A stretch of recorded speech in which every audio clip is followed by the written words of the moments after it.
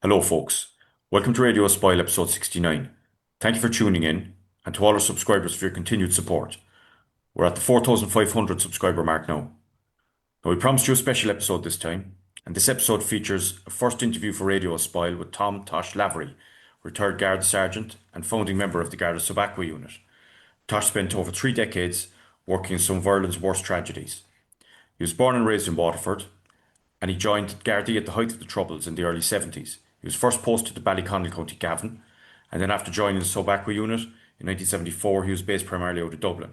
He worked on countless cases, including the Whiddy Island Betelgeuse disaster in 1979, the assassination of Lord Mountbatten in the same year, the disappearance of missing schoolboy Philip Kearns in 1986, murder of journalist Veronica Guerin 10 years later, and the disappearance of Trevor Deely in 2000. Now, Tosh has achieved justice for many grieving families and continues to advocate for loved ones in missing persons cases. For a fuller account of his remarkable life and career, check out his book, Tosh, an amazing true story of life, death, danger and drama.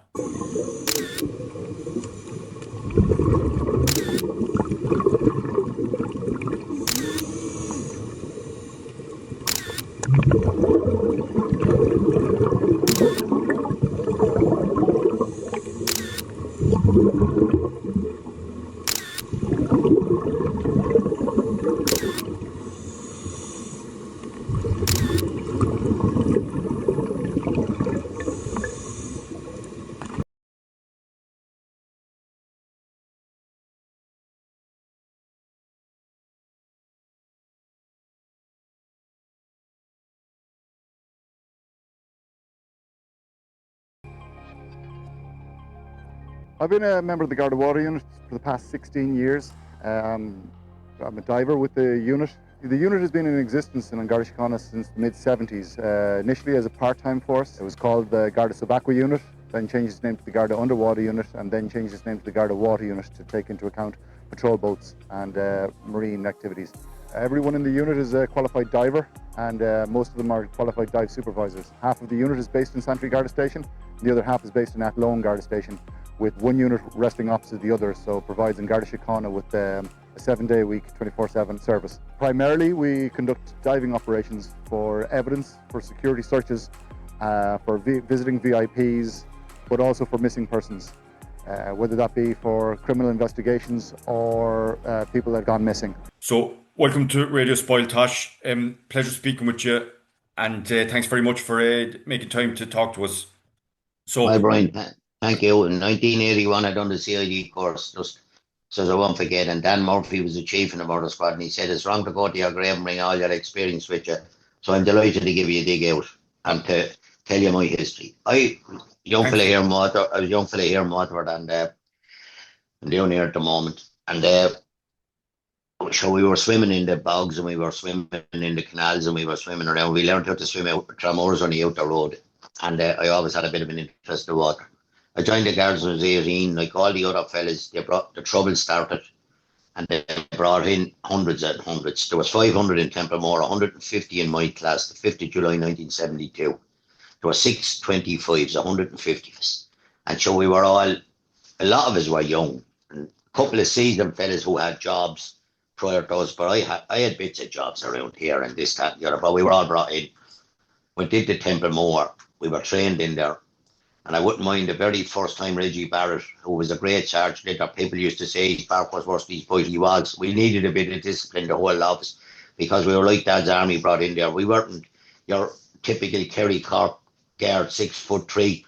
They reduced the height to 5'8". They called us O'Malley's midgets after Desi O'Malley, who was the Minister for Justice. And they reduced the height to get in the guards. Like now, they need 2,000 more now. They want to do something to bring them in.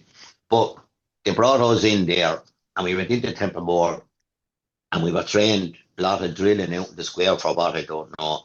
And the next thing, the time came to pass out, and I think we were the first class never to have a drill because it rained all day, and we were sent to the border.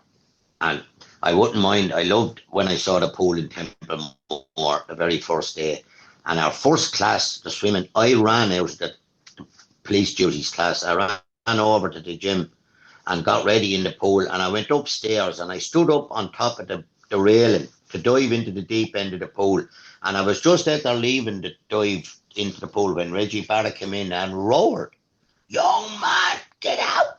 And he threw me straight out of the pool. That was my first introduction to the water. And I became great friends with him, and I done the life saving with him in Templemore. We were sent away to the border then, and we were all sent to, our group were sent Cavan, Monaghan, Clones, Swanland Bar, Belturbet, and we'd all meet at dances, and we were all young fellas, and we all had short haircuts. Now I have none, but we all had short haircuts, and you'd be going into a dance. And I remember getting a bad baiting one night in the Hillgrove Hotel, and they were all young so-called Republicans, and I have no doubt in my mind who they were, that Jim Lyon and them that were shot in Loughgall, they were all the young fellas that night, up above in the hotel in the Hillgrove of Monaghan. We used to go to Rockcorry, we drive everywhere in cars to go to dances, and drinking as well now, in fairness. We were all young fellas on the border, and we were getting new cars and borrowing money to buy cars, trying to get home and everything.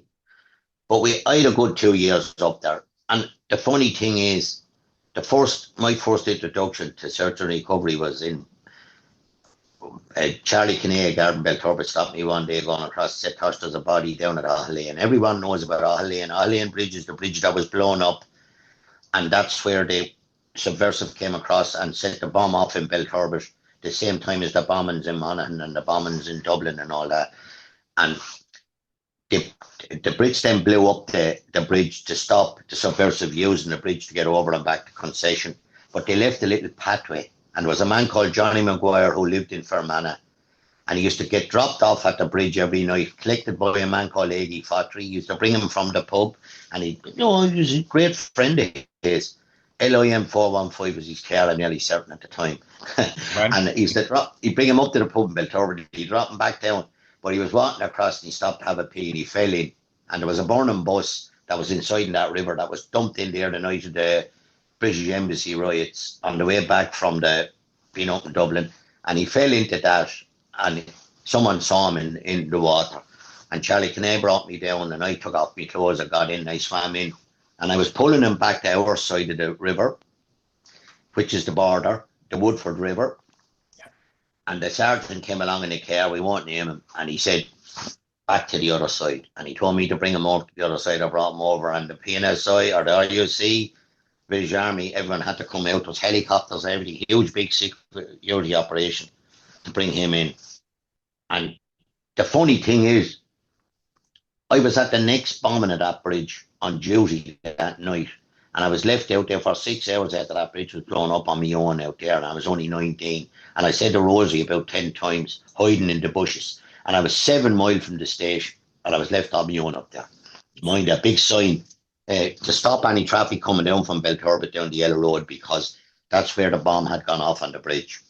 But anyway, so there was a good few. When I was there for the 2 years, for the 72 to 74, the 73 were the worst years in the Troubles. And I was there, and there was about 7 or 8 murders inside in Fermanagh. Louis Leonard, the butcher, was hung up by, and the pitchfork murders down in Leggy Kelly, and Mr. Murphy, the garage man, they were killed all along there. There were murders when I was there. Billy Fox was murdered in Clones, and I used to be going into the border in the north, and so did other lads with girlfriends and that. And we used to drive across the Clones to meet the boys and go to dances. And we used to go through the concession roads and everything. And I often wondered why one of us weren't shot. Yeah. Because Billy Fox was murdered that time, and he was only visiting, down there. And it was a gang from Clones done that were involved in the Balcombe Street siege afterwards, believe it or not. But anyway, so all those things happened, loads of excitement. And the Claudia, then the gunboat came into whatever they're into, and Joe Cal threw a bag out, and he was supposed to have passports and money and all this on it. And there was a big dull question why the guards had no divers. So they decided to form a unit. And so the 47 applied, and they gave 12 of us. And the funny thing is, when we were formed, there was only one, a sergeant at 8 stayed, 4 went back to the station, but we were all trained. And Pascal Scott, who's the sergeant from Cork in Kilnascully, he was one of the lads. Mossy Moriarty was from Cork or Kerry. Larry Keane and Matt Lennon, they went back to the station, but the 8 of us and the sergeant stayed, and we were all put on the defence unit on the gate. in the Garda depot, because we all thought we were going to be a heavy squad downtown in a van going around like Lugs Brannigan with Neil Brackett. He was a top judo man who had the team in 72 with Munich and all that. But we were all put on the defence unit, and it was very close to the canteen, and I was able to go up there and drink pints when it suited me, and at night and everything else, the Garda canteen inside in Garda headquarters. And we were put on the gate with all senior men that were put in there for one reason or another. And we were there from 74 to 80, and from 80 to 88 we were put in the bureau, the Garda Technical Bureau. I was in ballistics, all different groups helping out, and then we went then to Santry in 88. But when we were on the gate, there'd be 2 men on each unit, 4 units, and a sergeant was a floater. And then when a job would come in, we'd be called off, and the fellas on the gate were getting overtime while we were gone off, so they were delighted. And we were travelling the country, going around doing, and they gave us an old black van. We were trained as ordinary scuba divers, just like the scuba divers that saw today in Tramore. And we had to go out that gate in a black van, USAJ 542. This Jim Brett and myself, big car, Pádraig Tuddy. And Pádraig Tuddy's in Canada, I don't want to forget him. He had a stroke out there and that. He's still alive. And the 5 of us, John Harrington is in America somewhere.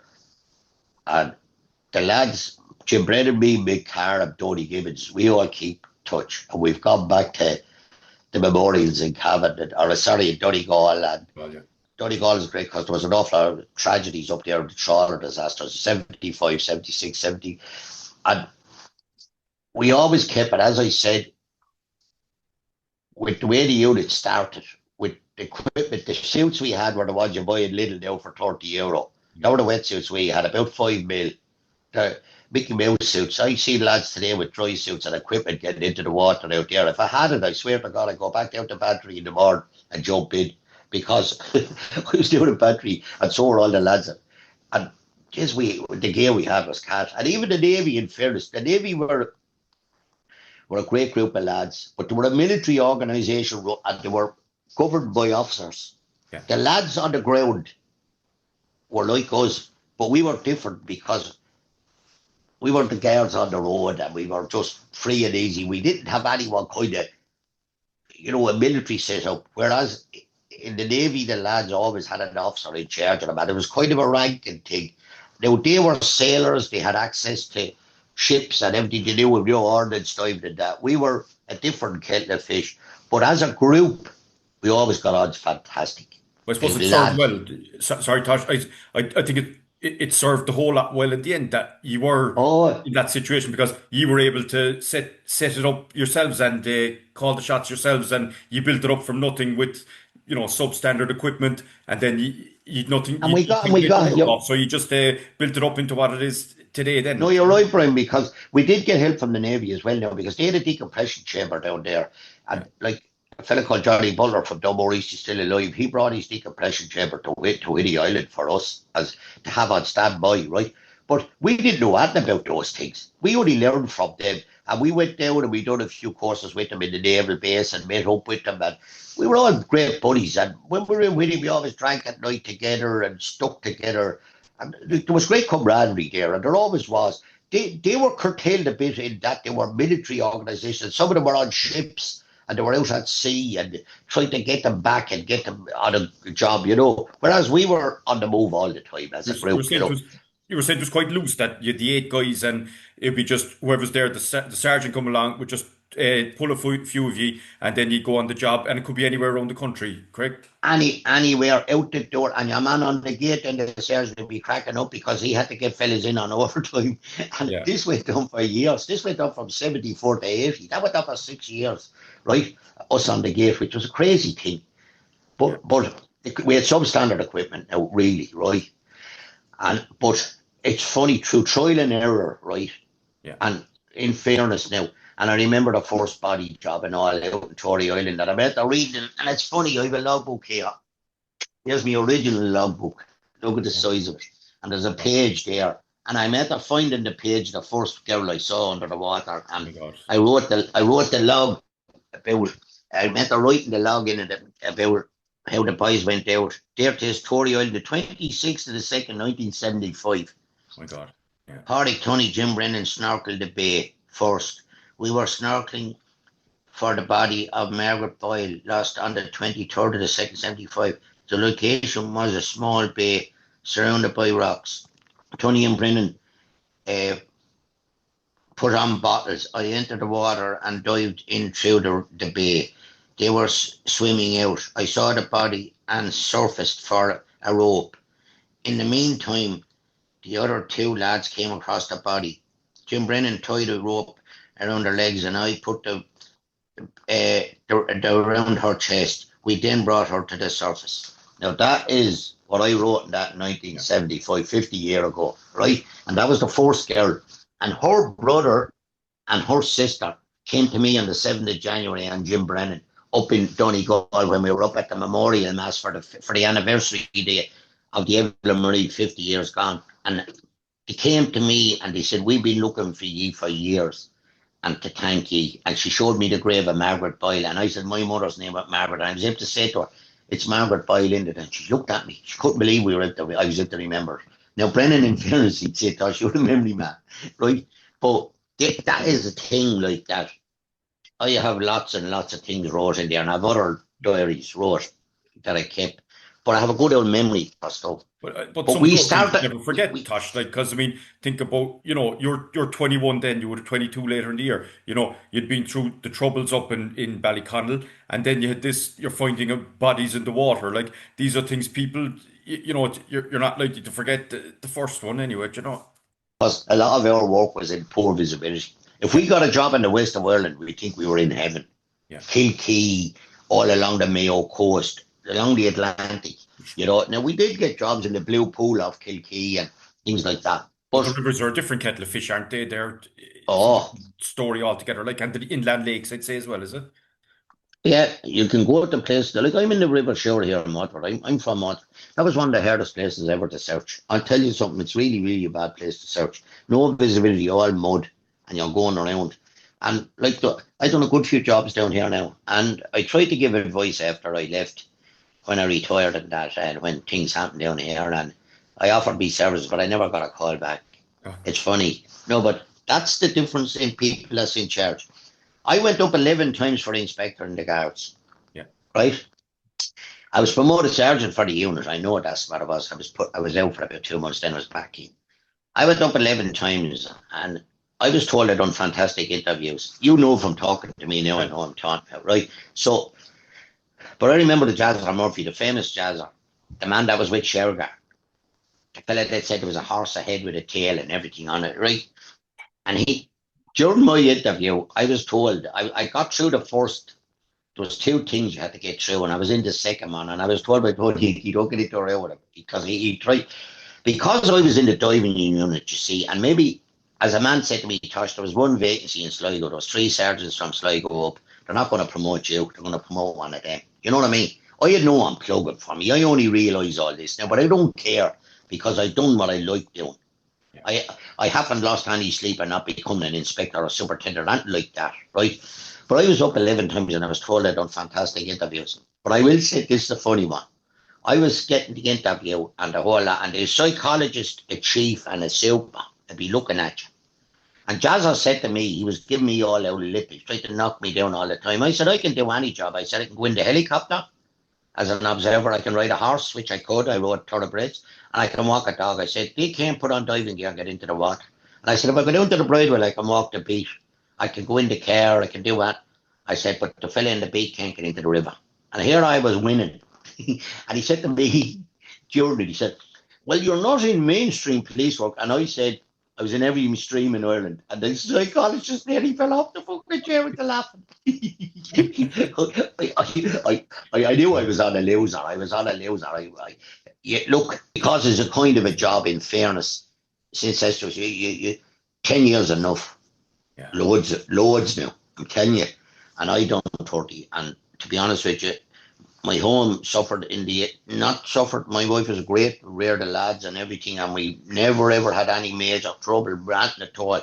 But being away like that from home all the time, like girls go home at night every night, but when you're on the road like that, Yeah. and I was having rows of fellas and women. I had a girl in the unit, she was great, Rona Collins, but there was times you'd be looking for a team, and there'd be fellas wouldn't answer the phone, and they hadn't mobiles, and and they had things on, and you were trying to scramble up.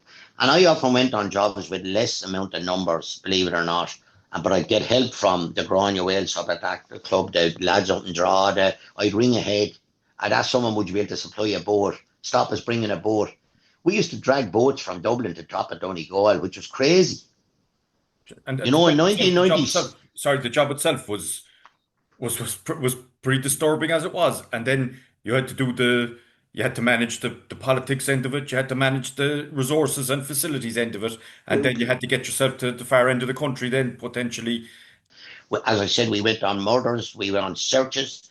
When Marley and Burner murdered, we were running through forests, cutting down trees. We were up in Dorada Wood when the Private Kelly and the guards were shot up there in Baldamore, the time at Don Tidy. Like, we're not diving in them jobs. We were out in the middle of forests and cutting trees and going through bushes, and we were great searchers. You see, if you can search in bad visibility underwater, you can search anywhere. Searching the woods is a piece of cake, like. It's in the head, like, it's in your head. Yeah. But like, we had such a selection and a variety of stuff in the early days. Yeah. Now there's search units. So there's a diving unit on the road, but the search units in all the districts and the divisions now. And they probably give a hand out, but they wouldn't be as active as us because we were every dog's body. We were everything. And we had brutal equipment, and we had brutal transport. We used to always get the worst fucking transport in the depot. Whatever an old van would be left over, they'd be drove into the road by transport details down there. The ministers are bringing prisoners to court, and we'd get that. And then we get an old car that was 300,000 miles on it, and they might give us that. It looked lovely, a big Grenada or something. So the next thing, the gearbox will be hanging out within a few, and like, you were on the go, but we were, the one good thing about, we had great camaraderie among ourselves and meeting. And down the country, then you'd meet the fishermen down in Lake Derivara. All the fishermen came out in their boats.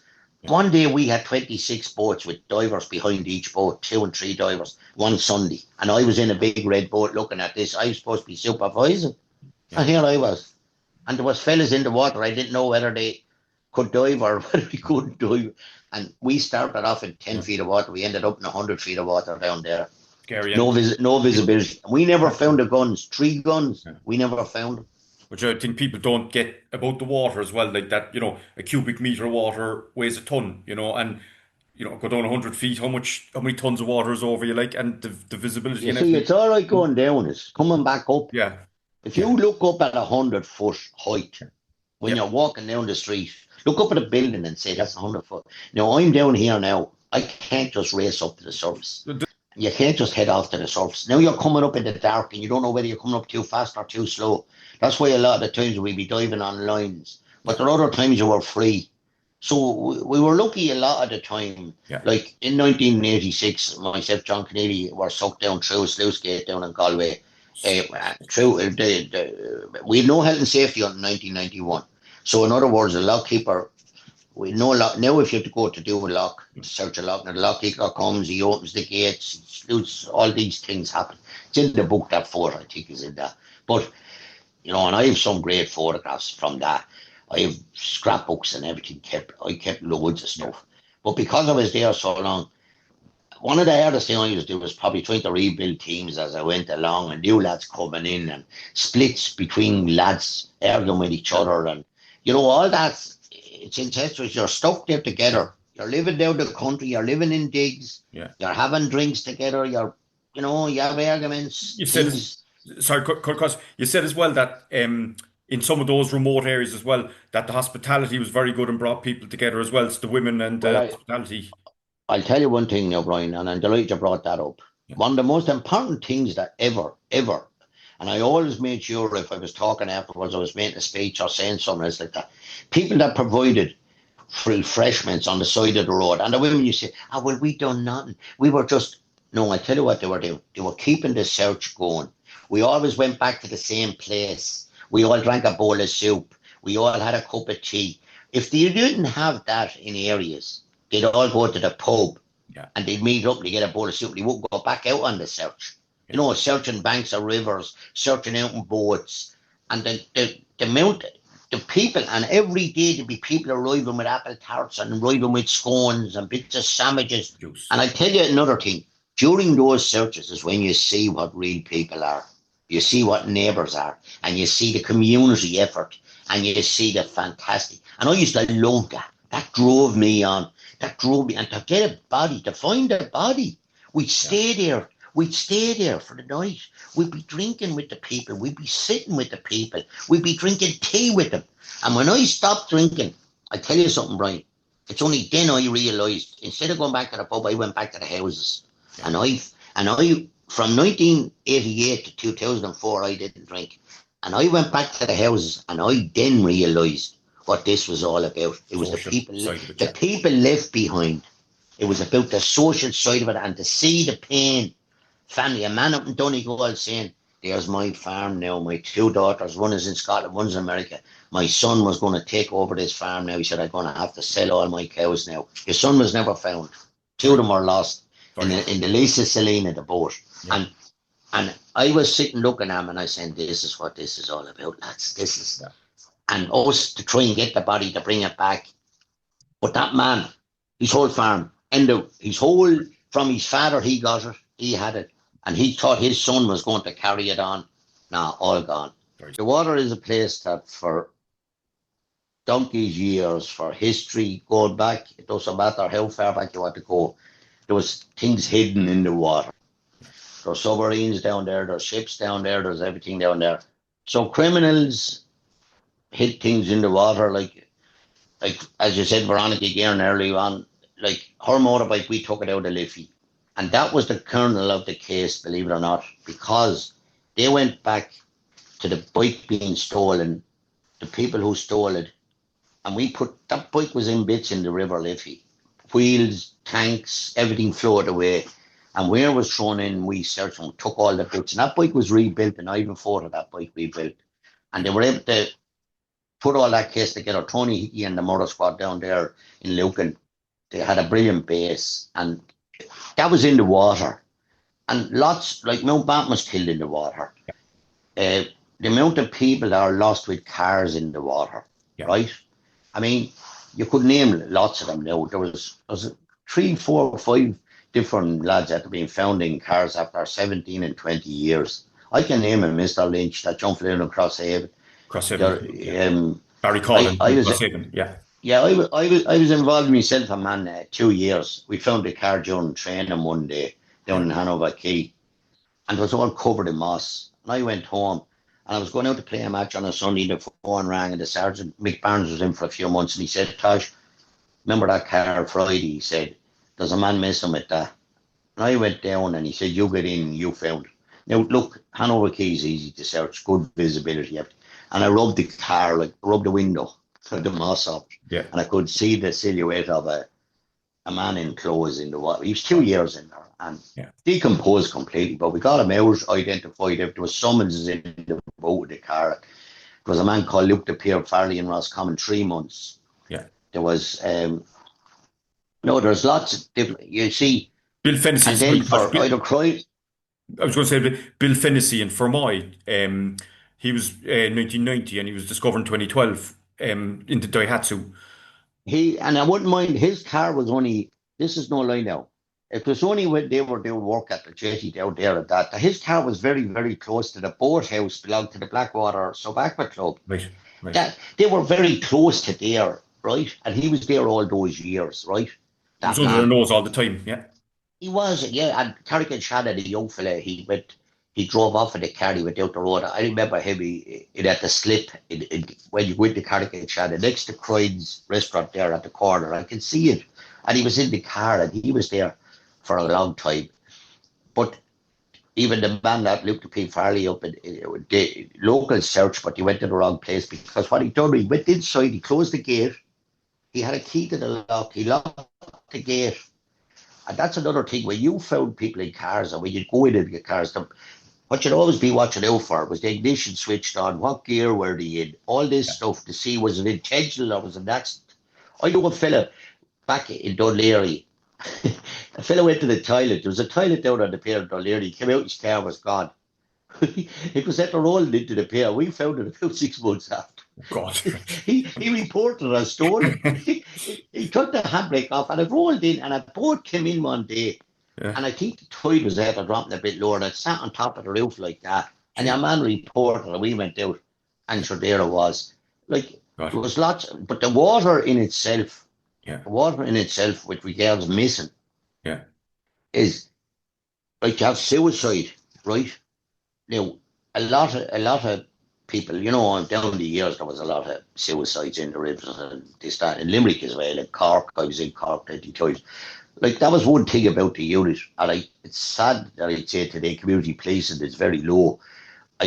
We were a brilliant community policing unit because everywhere you went, no matter where you went, people wanted you to be there because you were looking for someone belonged to them. No matter if they were the worst criminals in Ireland or the nicest people in Ireland, they were families. The person that was missing, right? The person that was missing, I remember a young fella down there in Cork, Finbar Payne and his brother. They were out and they tried to get across the river and one of them drowned and the other fellow went home and that. God. But their family was tortured. And don't mind the person that was missing. You see, the person that's missing is either dead or they know they're missing. Yeah. So it's the family is tortured. And Yeah. then you come along, your group. I will be delighted to say that there's some fantastic groups around Ireland now, search and recovery. They're equipped brilliantly. The Cork And, lads and anyone, that time the clubs, like they were kind of pressurised lads that went in as sports divers. But now if you want to be in search and recovery in a club, you'll do a course and you're not forced into the search and recovery. You can still be a sports diver like this evening. And if there's a body search on, you don't have to go on it. You either went in there and said, look, I want to be involved in that. Because it's not an easy task. No. God, no. It's like, to be honest with you, if I asked you to go down to the swim pool and the cover was on the pool and the place was in darkness and I said there's a young fella down the bottom of the pool there, you wouldn't even want to run in, you know what I mean? I know. So it's when you start getting into the water, it's all great the night before and we're all in the pub and we're talking. Suddenly you're in the water and you're going down and you're no comms, you're not talking and you're on your own. And it's claustrophobic then. You know what? None of us were all like, I can't say I was the greatest thing since sliced pan. No, we always were a bit apprehensive. But I loved finding someone. It was a kick. You got a shock, but it was great then to hand it back to the family, to be there. Even when you were young, adrenaline and people kind of admiring you and that, and papers and TV and press, that all built great. And that's why the unit was one of the greatest public relations units in the Guards and a community police group. And at the moment, I don't see that in the Guards. And it's sad, really. And it is now from your own point of view. Like I on the street there and I see everything that's going on. And they're very short, I think, at the moment of Guards on the beat. And, but that unit was formed from nothing. Yeah. And it developed on to now the lads that are there now, they're well equipped and I'm sure they're good lads and they're highly qualified. And they were down there. I saw them down in Mal's Gap there for the recent search and I don't see much of them on the TV. Back in our time, I kind of sometimes made sure we were on it because the public are entitled to know. It's not, I couldn't ever understand.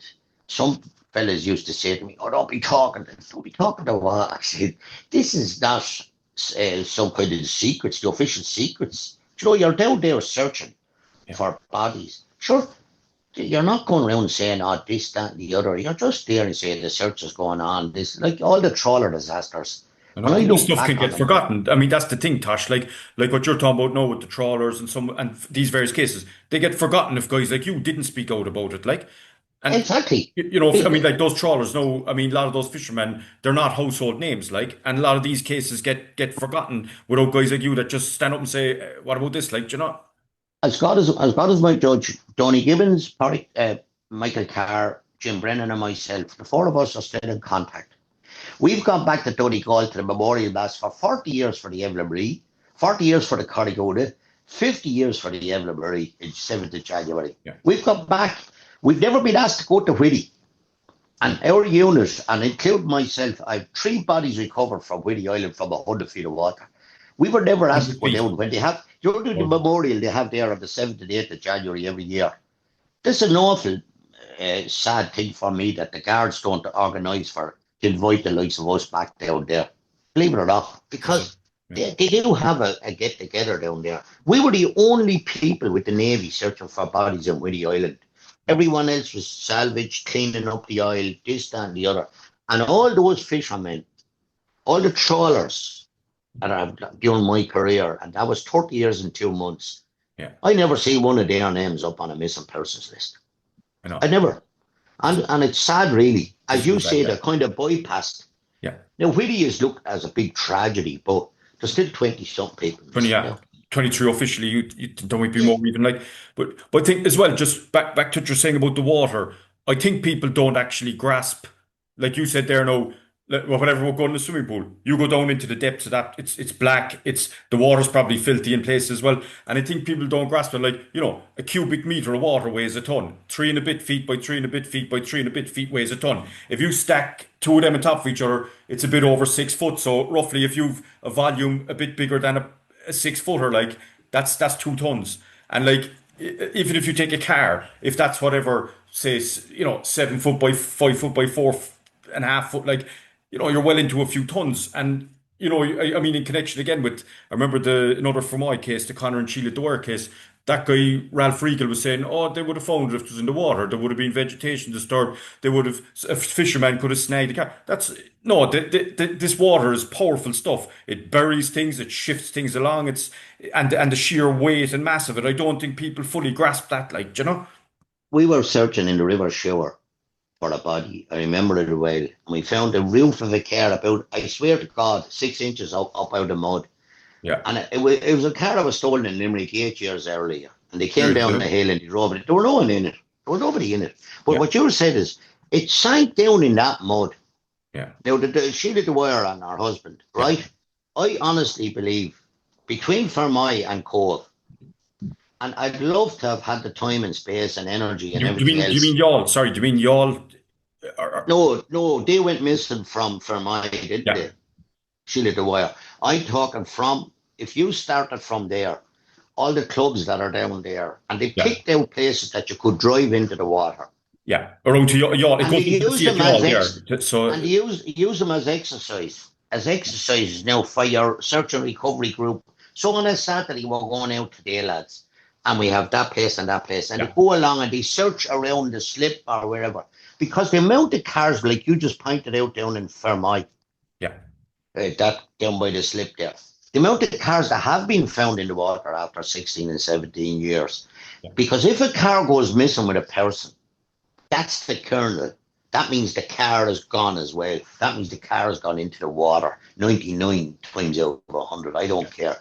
And I believe that that couple from Fermoy are in their car underwater. I believe that myself. Now, we done a bit of a search down in Cove. Not a lot at the time. Look, to be honest with you, the equipment we had, and then they'd be bringing you from A to B, this kind of crack, or you needed somewhere else, and you weren't. There was always things come up about that budget, about paying subsistence, about paying overtime. All this crack was going on all the time, Yeah. and you were trying to cope with it. And Trying to get on with your job, and you've got all this bureaucracy and kind of the money and the accountants onto you as well. Yeah. Yeah, and we loved the job, Ryan, but unfortunately now, the authorities, and this was no fault of theirs or anything like that, hadn't a clue. Because there was no one in over our rank that knew anything about the water. Yeah. They knew nothing about what you were doing. And the inspector came down to Athlone. His wife's nephew was drowned. 2 young lads were drowned at Athlone. And he was Inspector Burke, and a decent man. And he said, "Tosh, I never know what you done." And he saw what we done when we were bringing him on the bodies when he arrived with his wife. And he said, and pissed the rain and everything. He said, "Tosh, I never knew what you were doing." Now, he was over us in Santry, but he was the crime inspector. Like, we were just there, and he had a figurehead. Now, that wasn't anybody's fault, but that's the way it was. Yeah. There's rank and file over you now, and sometimes it's bad because you're not let out. I had a boss one time, and I'll be honest with you, it's like a child. If you don't let the child out the road, he won't get into trouble. So if they didn't let you outside the depot gate, you weren't going to get into bother. And this is the way he was thinking. Where I was thinking was that everybody is entitled to the treatment that, not because your brother knew a TD, not because, some big shot. Everyone that son is in the water or whatever else, you're looked upon as a crime unit, basically you were search and recovery. An awful lot of our work was recovering dead people and that. And I believe that everyone deserved that. That the minute we got, and that's what I'd safely say, the reason I went back to Ballyconnell 8 times and Belturbet was I got the phone call, I'd say. And because I was stationed in Ballyconnell and because my wife was from Fermanagh, I said, yeah, we'll go. I remember, I'll be honest with you, Pat Byrne, I met decent officers. There's very few people that weren't decent to me in the Guards. And at 4:30 in the morning, I said to him, what do you think? Do you know what he said to me? He was the only man he said, you're the boss, Tosh. He said, you know what you're doing. He said, well, what do you think? I said, we should go. He said, we'll go. And he was a deputy commissioner at the time. And I met officers that were trying to tell me what to do, didn't know what they were doing. Yeah. But that was the man that used, his brains. He didn't have to be a diver. He was in charge just. Tosh, what do you think? Yeah. I was down in, the man drove the children into Duncannon, and Tom Staunton, the superintendent, he said to me, and it's there in black and white, Tosh, will you do the interview? I want to tell you, know what you'll be talking about. And I did a brilliant interview, and it's used worldwide now for a media thing for police, believe it or not. Because the first question I was asked is, what are you doing now, Sergeant? And you know what I say? And everyone laughed at these conferences, but your man doing the conferences walked up, the officers into it. I said, we're on a break now. And everyone started laughing. But I was in a diving suit. Yeah. And what was pointed out was this man is in his working clothes. He's telling you he's on a break. They're after eliminating this area. And reel it on now. And he said, when we're finished now, we're going to eliminate this area before the trawlers go out in the morning because they take the car away and they take the bodies. And he said, look what he done. He explained everything to the press. And they all thought that it. And then they showed the superintendent in an office with makeup on him, talking about a murder. And then they showed Tony Hickey and another man walking down a murder scene, a real life thing. Whereas the other thing posing inside an office talking about a murder, whereas that wasn't. And when I was doing talking about diving with a dry suit on me, I was telling the public the facts. This is what we're doing. Straight in the thick of it. But the big conference, Tony Hickey told me afterwards, he said, I walked in, he said, Tosh, they're all laughing. But your man walked them all into it, he said. They're all laughing at me because I said, we're on a break at the moment. They were the first words to come out of my mouth. And they all, He said, look, hold on. They're after doing this search there, they're after eliminating the car, there's no bodies in it. Now we're going to reel it on. He said, he said, when we're finished the break, we're going to clean out that area there before the trawlers go out in the morning on the high tide. Yeah. And he was explaining what they were doing. Yeah. Whereas that was a problem always that, look, they were very competent officers that done their job and they would give you your head, like said Tony Hickey and all them in the murder squad, Brighton, John Courtney, I don't care what they say about heavy gangs and all that. We done all them jobs for them and they admired us. They knew we would find a murder weapon, we would find a body, we would find a gun. We found lots and lots of, they admired it because they knew their job. Yeah. They knew, but you were dealing with bureaucracy then in the depot or something like that, and you had a fella in an office and, it was hard going. Yeah. Especially when you're lucky that inspector, you were lucky the inspector who actually said, I didn't know what you do, and he actually realised and he respected you for it. Do you know what his name was? Pat Roach in Santry. And I'll swear to God, and the facts are there in black and white. He said, Tosh, I never knew what you were doing, he said. And he arrived with his wife, and we were bringing in the young fella. There was two of them lost. They ran from the guards down there. Which part of Athlone was it? Tosh, sorry, which part of Athlone? In the middle of the town, what happened was they broke a window where there was guitars in the window. Right. And the guards went after them, and they jumped into the river. Jeez. And they were lost, the two of them. I swear to God. Near the main bridge. All these things can be checked out. My memory is deadly that the boys, they all say, Tosh, go back to Tosh if you want to know it back. I can't remember not. That's Tosh. But I stayed there all my life. Now, too long from the point of view of family, and I was never at home. I'd go tomorrow if I was asked. I have my gear out in the boot of the car, and I'm retired over 20 years. I was out swimming today out in Gillamine, and I was watching divers in the water.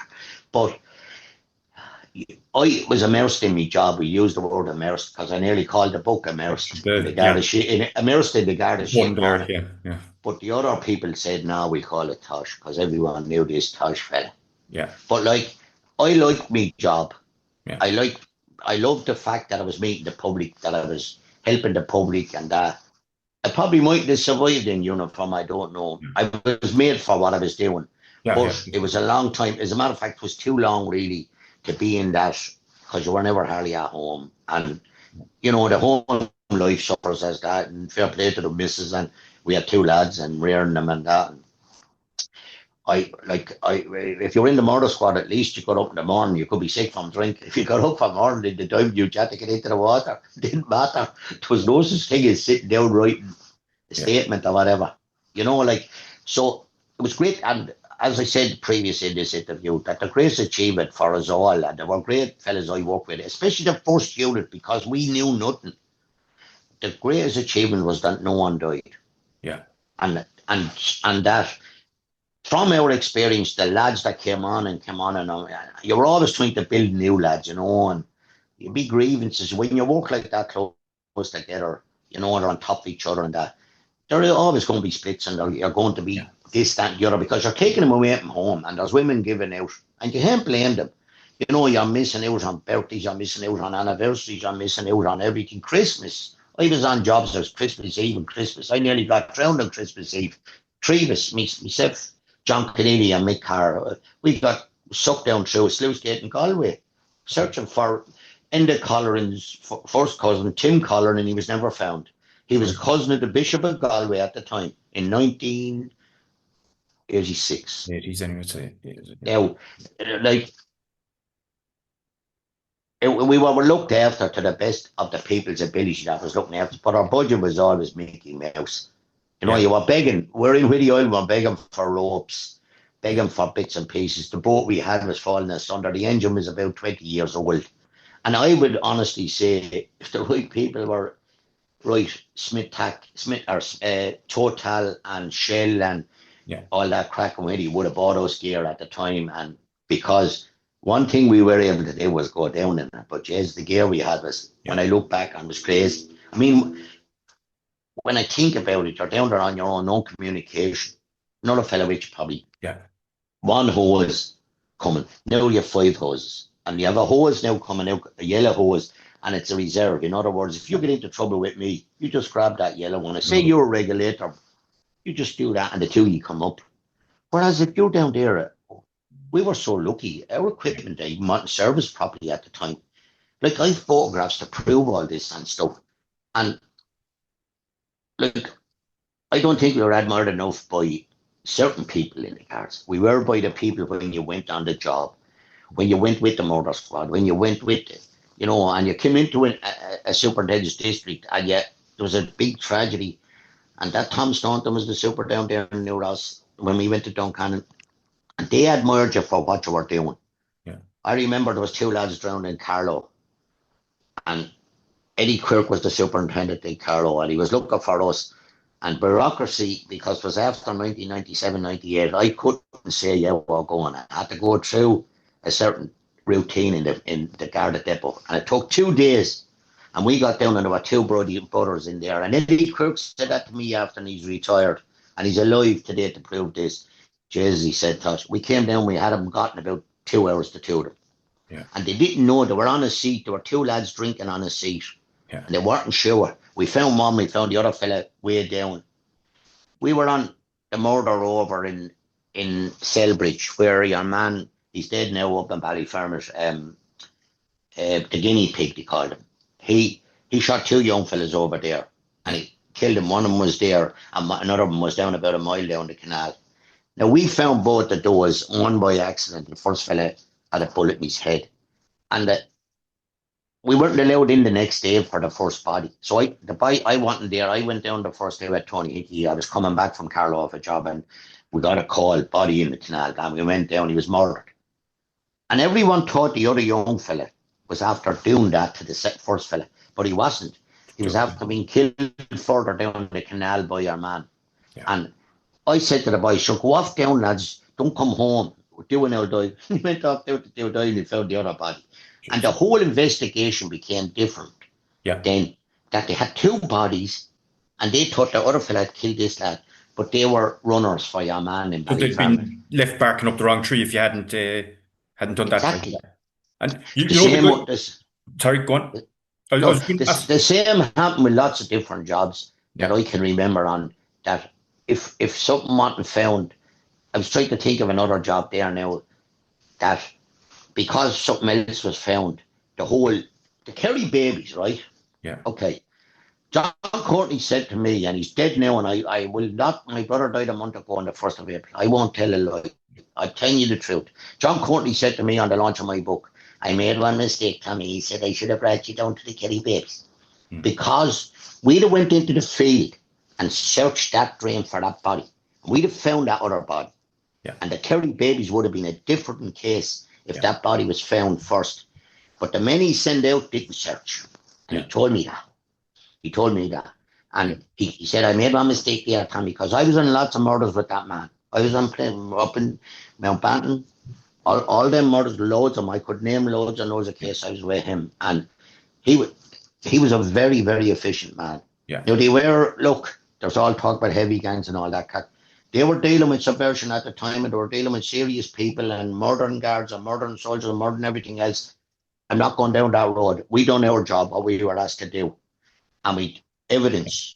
I remember after Frank Hand was murdered down in Drumree, we found a map walking on the road about 6 miles away that was thrown out of the car by them people that were at the killing Frank Hand. And all the fingerprints were on that. But we were asked to walk the roads for nearly 10 miles. And we done a lot more than diving.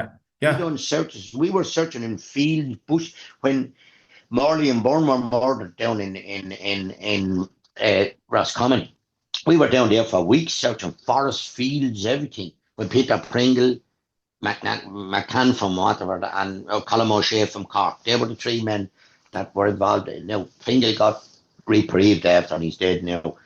But we done lots and lots of different types of searches. You know what I mean? We were called in because they could depend on you. You know, the search units now, they're great in every division. You know, like I'm going back now, lad, 74. So hold on, we're 50 years, 50 years ago. You know what I mean? So the great units now that came from, I suppose, it's like everything in life. So they drew on all their experience though there. It wasn't, they drew on all their other experience as well, meticulous, as well as the diving. Do you think, could I just ask you there, Tosh, please, do you think, you said that there was a bit of friction with some of the others. Do you think they might have been jealous of you guys, like the guys who were negative about you?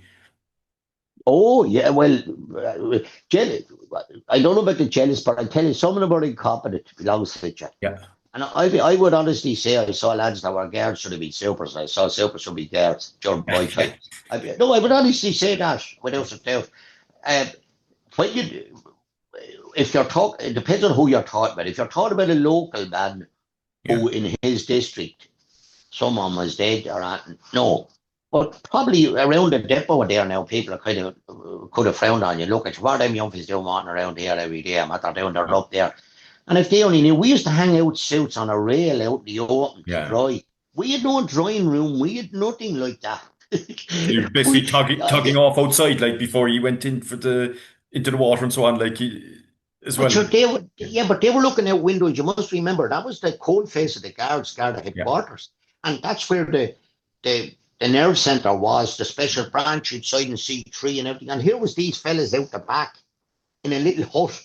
Yeah. And their gear hanging up and an old boat, and they make a noise pumping cylinders. My ears are damaged a bit now. I'd say they're damaged from pumping cylinders with a compressor on the side of the road with pressure as well. Yeah. You know what I mean? Yeah. You know, and the noise. Nice. I often, lads, we used to have to do a roster, after dinner in the evening in the country, because I had to pump all the cylinders with a compressor. So it could have took 4 hours, right? Yeah. Now they have an air bank, and you go, psh, and you load up the bottle like that. So when you go back to Dublin now, they have an air bank there, which I remember getting it well, and there was another story to that, how we got it. But I had to do a bit of trickery to do it, and fair play. And now they pull up in a van, and they go in, and there's an air bank, and you just press the button, this thing comes on electricity, and you fill the bottles in a few minutes. Whereas the one time you're waiting for one cylinder to fill about 40 minutes on the side of the road, probably in the rain or in under a hut or looking for somewhere to hide. There was no canopies or anything like that then. And you're under pressure to get in the water as well then, because time is you yeah. You had to do that at the time to grow into what's there. Oh yeah, But definitely. if you saw like the wine fishermen up there and up in Drogheda, they have a state of the art premises and boats and everything. I remember starting off with them, and Willie Moore, he died. He was buried this morning. I missed the funeral. I'm down on Waterford. And anyway, like Willie Mullen, sorry, not Willie Moore.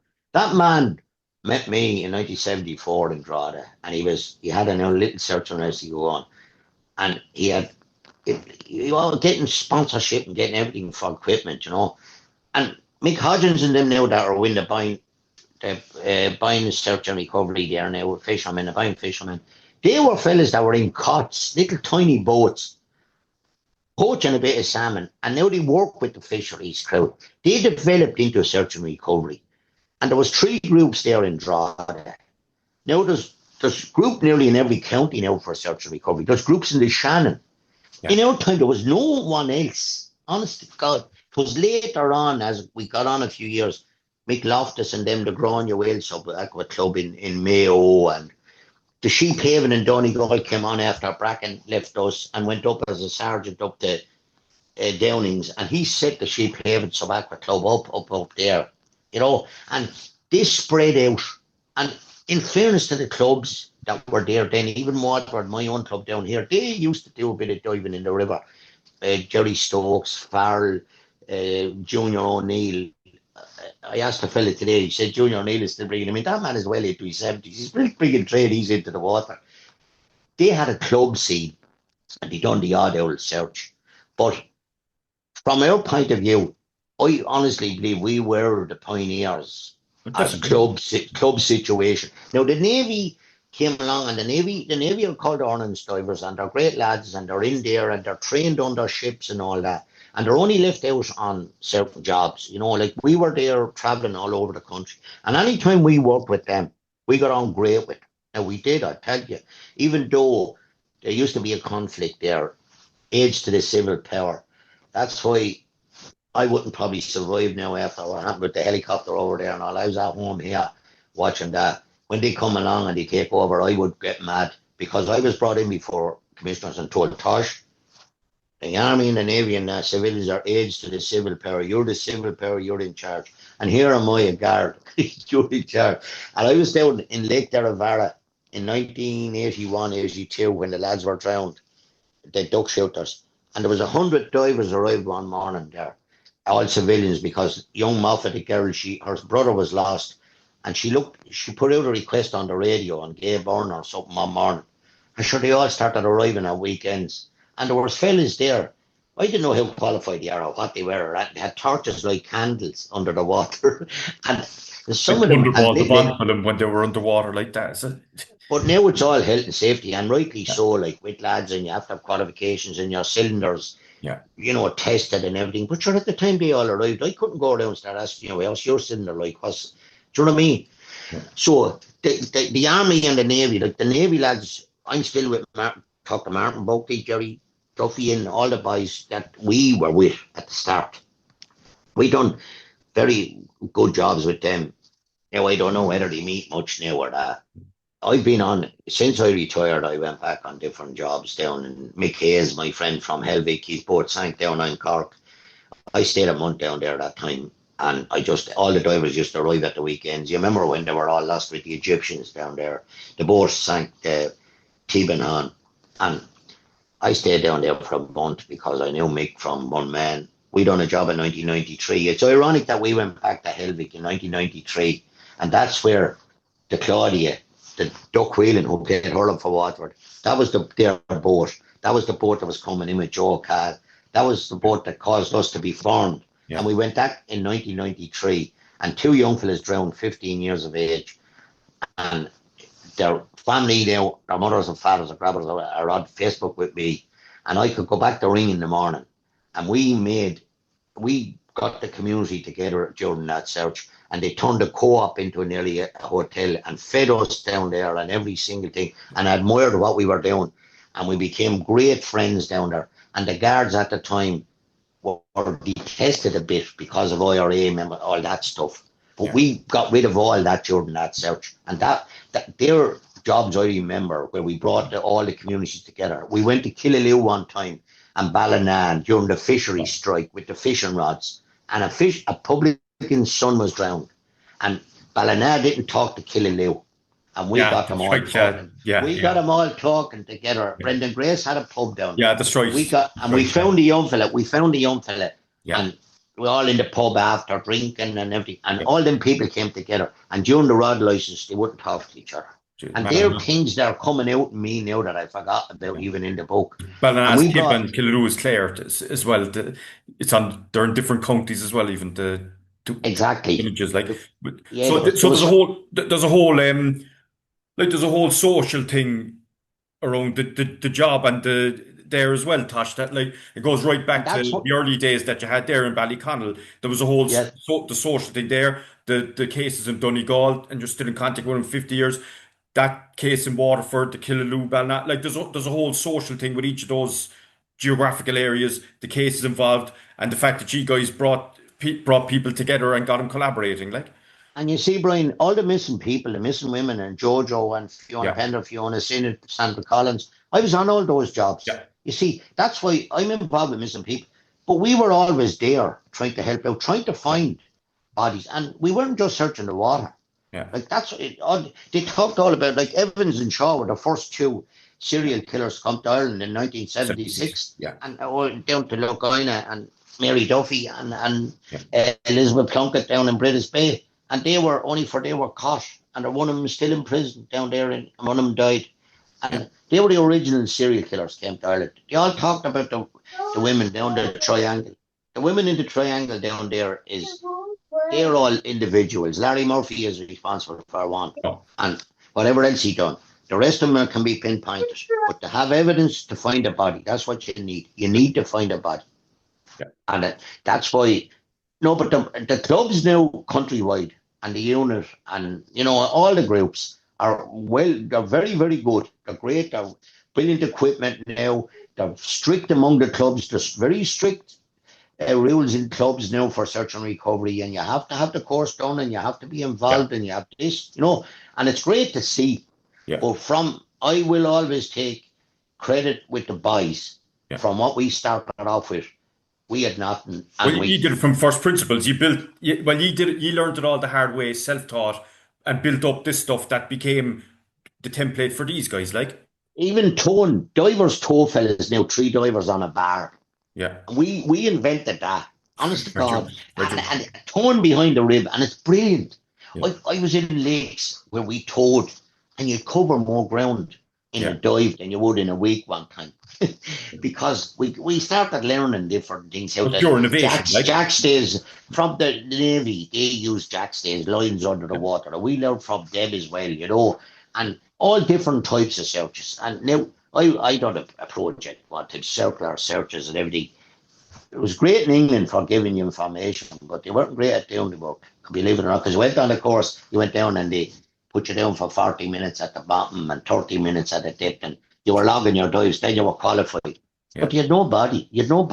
And to try and establish a unit or to try and get a person focused to go looking for, I'm telling you, no matter who you are, including me, if I was to go down again today or tonight with me gear, I'd be apprehensive before I start. Yeah, of course. And because whether it's the canal, the lake, the river, the sea, and the minute you go underwater, you're on your own now.